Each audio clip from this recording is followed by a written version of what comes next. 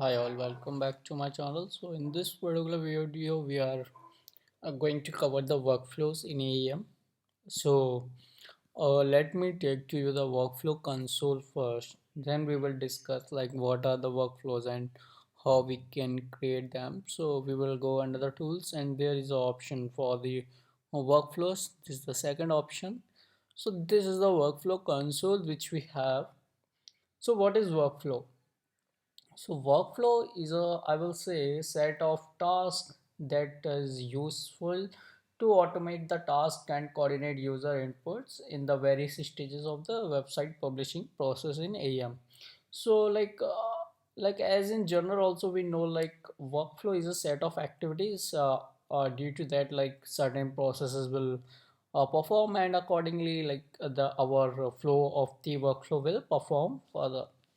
So when we navigate to the workflow console, so we have these five attributes which are I will say models, instances, launchers, archive, failures.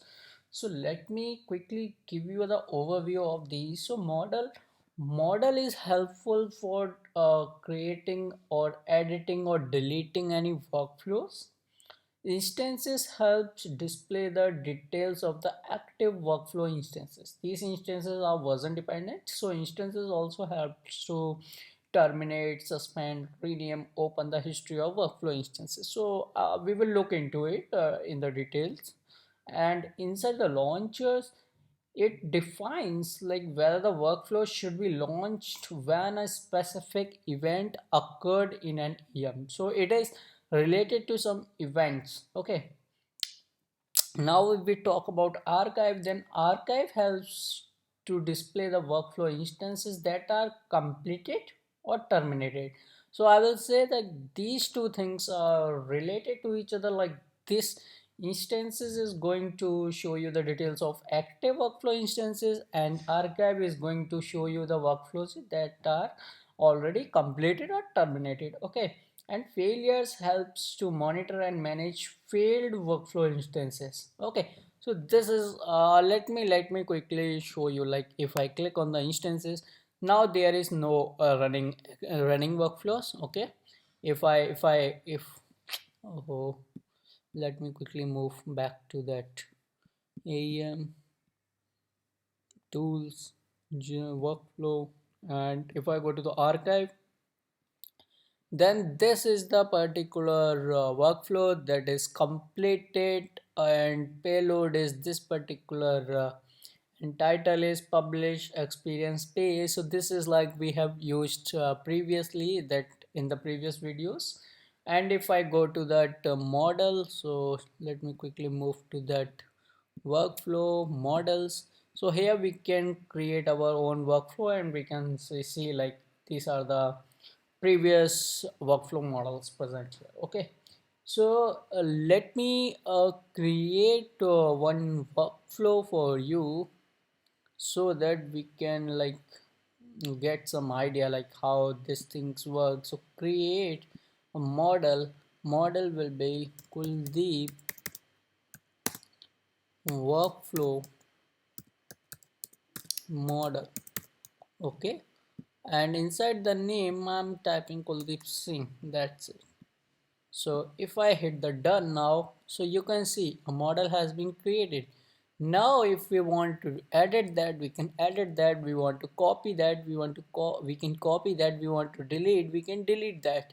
So as of now, like I will simply click the edit and I will take the reference from some other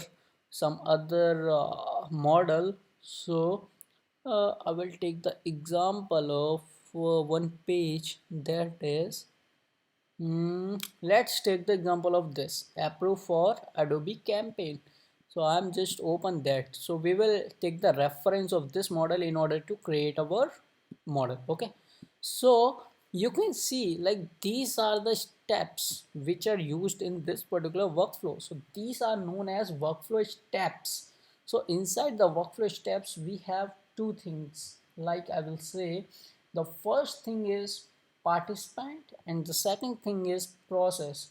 So participant thing is that like it will assign a task to a user or a group of user, And process is it will execute a built-in process such that asset versioning or creating thumbnails. It is an example, so it will like it can be dynamic according to you. But as of now we can see like in this particular workflow also, like there are only two things, participants and process. So this is a process, this is a participant, this is a participant, this is a process. Okay, so this is how workflow is going to start. So if I say like I want to create a workflow, so we can create a workflow. How we can do that? So we will see in this particular video. So this is our model. So step first, so here step first is initialization, right? So what we will do, we will just simply drag a component here and we will search for initialization. Yeah, workflow initialization participant steps, we will configure that. Inside that it is like workflow initialization, and if I simply hit that, let me remove this step first. Okay, now if I go back, edit newsletter, so if I edit newsletter step, so here it is not coming. So let me see like whether that present or not. So first I will add participant step. Let me remove this one. So participant step is done. Now edit newsletter. Let me like quickly explain you. This edit newsletter is the participant step, right? So we have used here this thing. Now after that they are using or split, so we are going to add or split like this. And inside the or split they are saying branch rejection or approval. So I will say drag component here. Here I will say that this is a rejection. So for the rejection, if I search with that name, let's see it is available or not. So it is not available here. So like it's totally up to you, because they use for the Adobe campaign thing, but we are going to create our own. So I want like first of all the participant will get. After that, if the user will approve that thing, so approve, so it is not here. Suppose in case like uh, it is like not what I say, not passing, not approving. So what it will do, it will create a version. But in case it is approved that page, then we will simply say publish. Where is that step? Publish. So we will like I will say like just go through that pages, and after that like understand the functionality of each step, so that you have idea of like how the workflows will work. So as of now, like I will say this is a process step. So this is how like we can create our workflow. So we will see look into this in the detail in the next video. So this is the overview video how the workflow is going to work. So I have explained you like what is the workflow and what all the things, what all the models, instances, and all the things this are responsible for. So we will meet in the next video, and we will look into other workflows, like how we can create the workflows. Okay.